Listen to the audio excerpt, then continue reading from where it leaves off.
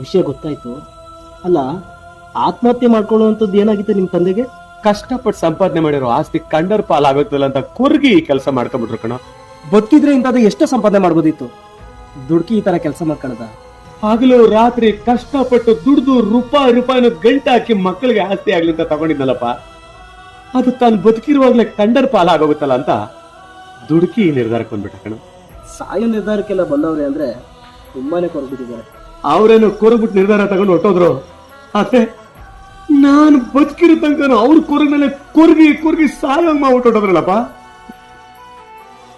ಅಂತ ಅಪ್ಪನ್ನೇ ಕಳ್ಕೊಂಡ್ಮೇಲೆ ಯಾವ ಆಸ್ತಿ ಇದ್ರೆ ಏನು ಹೋದ್ರೆ ಏನು ಮಗ.